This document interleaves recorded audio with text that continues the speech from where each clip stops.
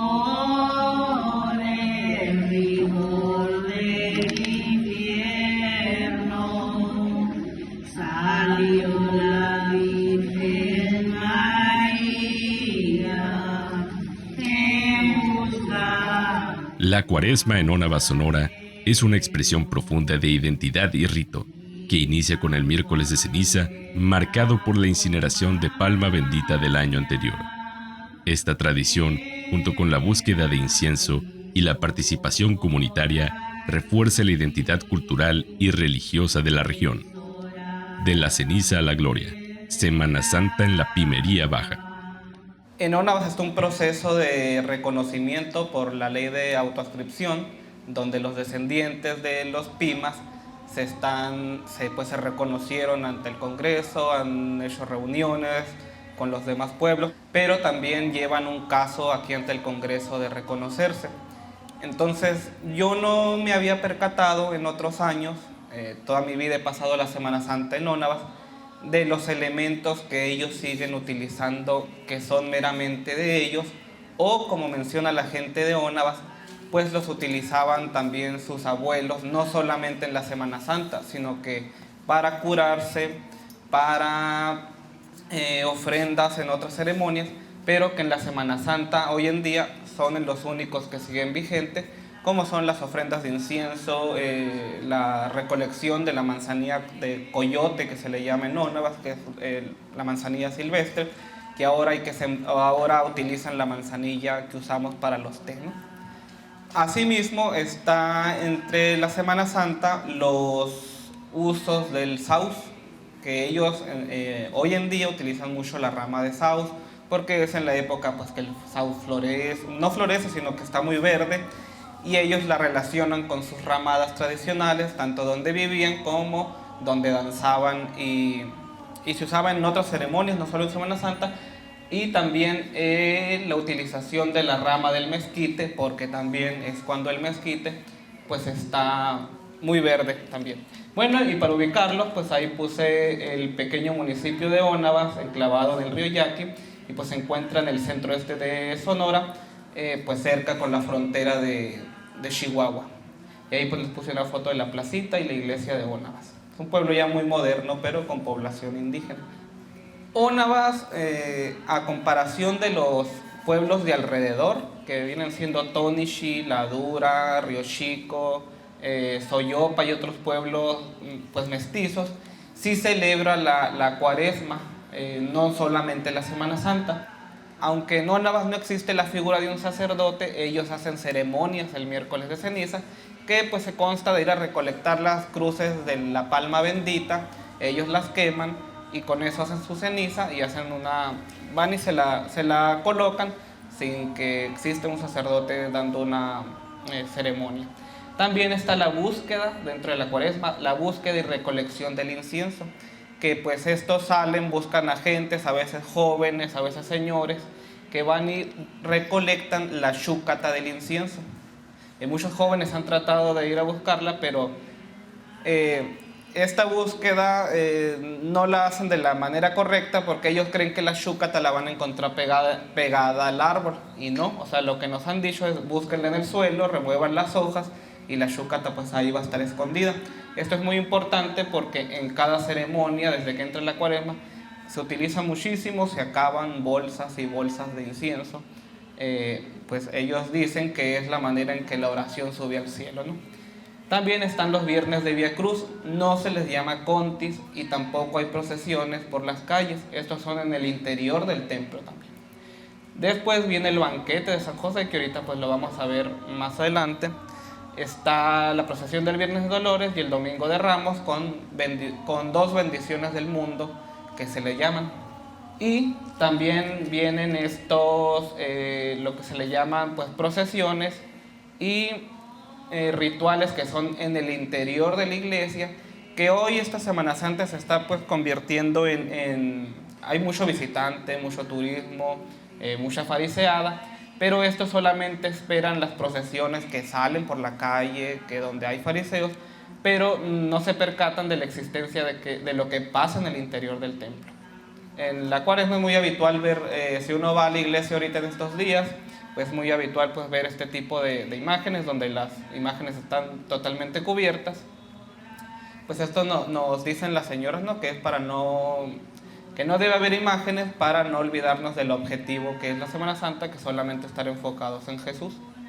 Y este es el banquete, es algo muy importante porque es en el único pueblo que pasa en la región. Consta de hacer 12 comidas tradicionales, pero lo relacionan mucho con la Semana Santa porque en este banquete existe la figura de el viejito, la viejita y el niño. Antes de que se sirvan los 12 platillos, que consta de torta de huevo, quelites, nopalitos, sopa de arroz, frijoles, pan, miel de enjambre, entre otros que no recuerdo, antes de que se sirva existe un lavatorio de pies, o sea, algo muy similar a lo que sucede el Jueves Santo. Después del lavatorio, el viejito, la viejita y el niño tienen un asistente, se le llama un asistente, que es el que se encarga de perfumar y lavar los pies. Después ellos son los primeros en comer estas comidas y bendecirlas.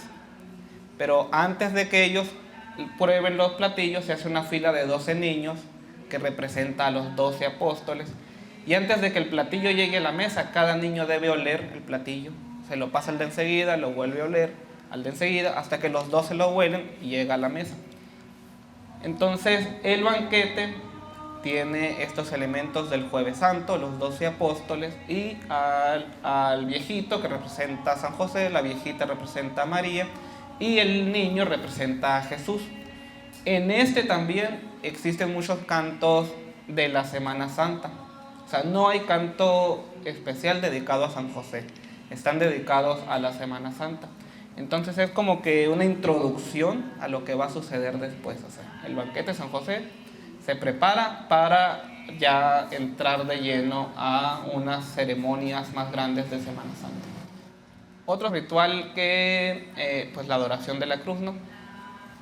Que este está en decadencia. Por ejemplo, en Ónavas, la misma gente de Ónavas, sobre todo la juventud, no sabe el significado o han ido disminuyendo porque le damos más valor a este tipo de procesiones donde ya vemos la figura del fariseo, porque la figura del fariseo es lo que nos llama más la atención. No nos llama la atención el canto, ni el ritual, ni el rezo que va a suceder en el interior del templo. Entonces esto pues es el día, se realiza 2 veces, se realiza el Domingo de Ramos en la mañana y el Jueves Santo en la mañana, que uno se hace para abrir gloria y el otro se hace para cerrar gloria. El día que se cierra gloria, las campanas dejan de sonar y son llamados por una matraca y un tambor a las demás ceremonias. Quise poner esta imagen porque se me hace muy curioso que a la figura del Nazareno, amarrado a la columna, los señores siempre le donan un paño colorado, que ahí lo lleven en las manos y van y se lo ponen en las manos. Y esto lo hace ver como que al Nazareno, a Jesús, lo hacen ver como parte de su comunidad, como un miembro más del pueblo, ya que todos los señores utilizan este paño colorado. Entonces, desde hace muchos años, a él le han colocado un paño colorado también, no en el cuello como lo utilizan los hombres, pero se lo ponen en las manos. Y pues aquí está ya lo mismo que sucede el Domingo de Ramos, sucede lo mismo sucede el Jueves Santo, que aquí es cuando se dejan de sonar campanas y empieza el tambor a llamar.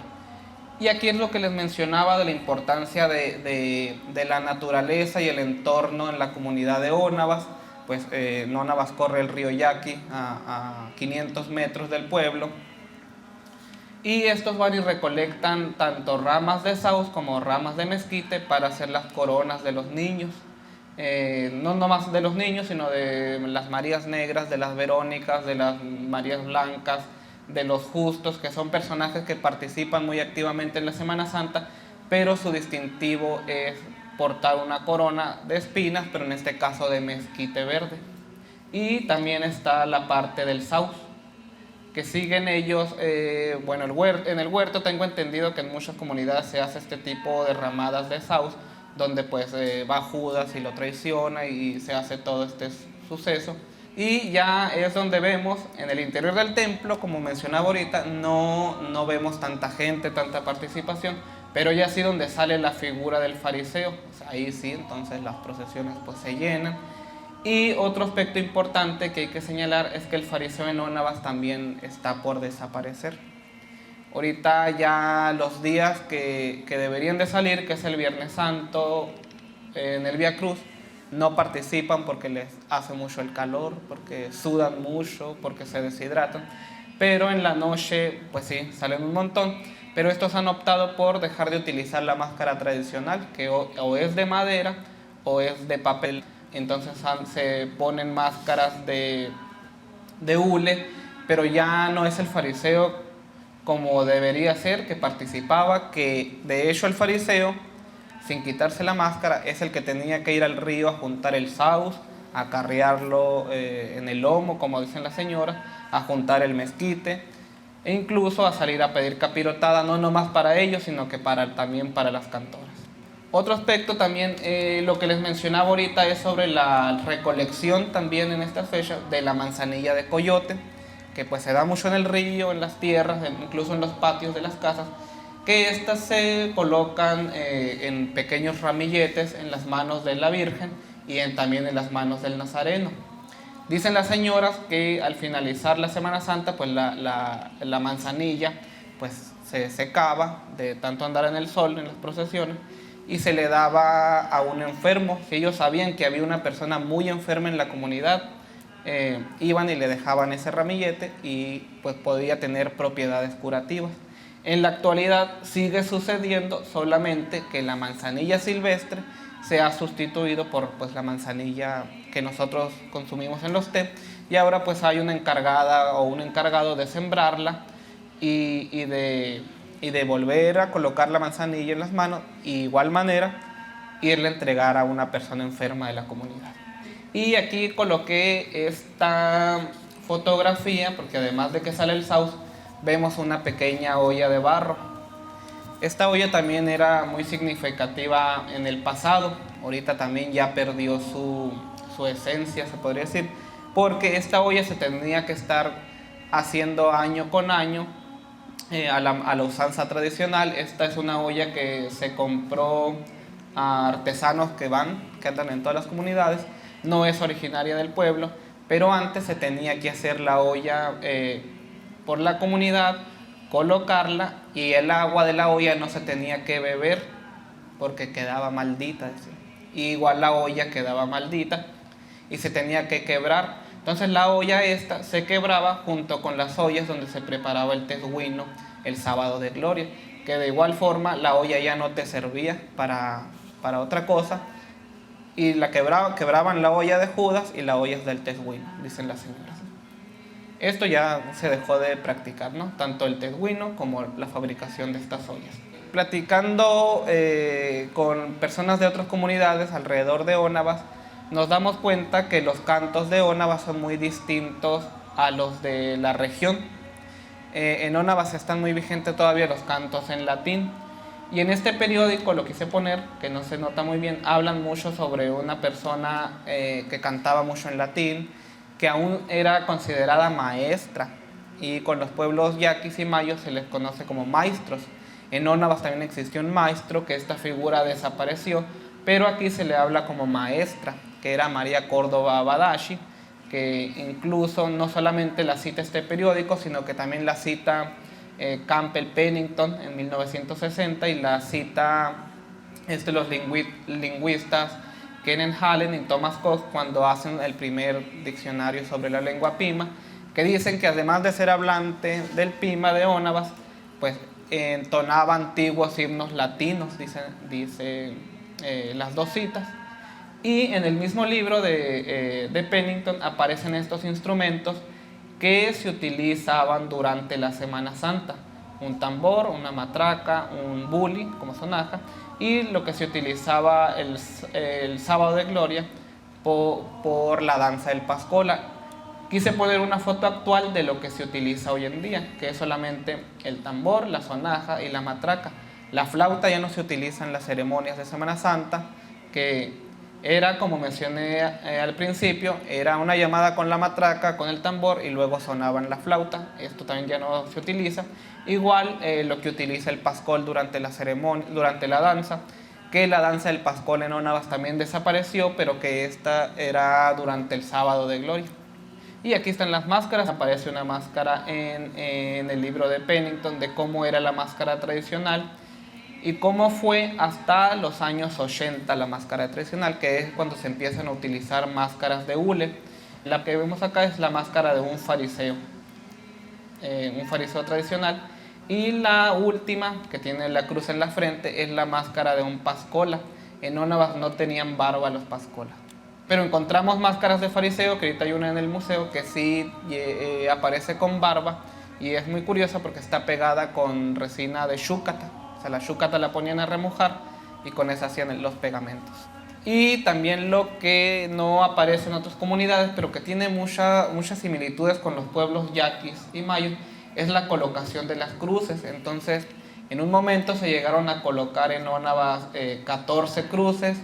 Esta cruz que aparece en el frente de la iglesia ha estado ahí por toda la vida, pero llega un momento en que ellos deciden ya no colocar en la cuaresma todas las cruces, sino que deciden colocarlas permanentemente. O sea, ya para no andar batallando el otro año, dicen, vamos a colocarlas todas, que queden fijas, sin quitarlas, sin ponerlas, y pues ahí cuando se acabe el palo, ir a poner otra.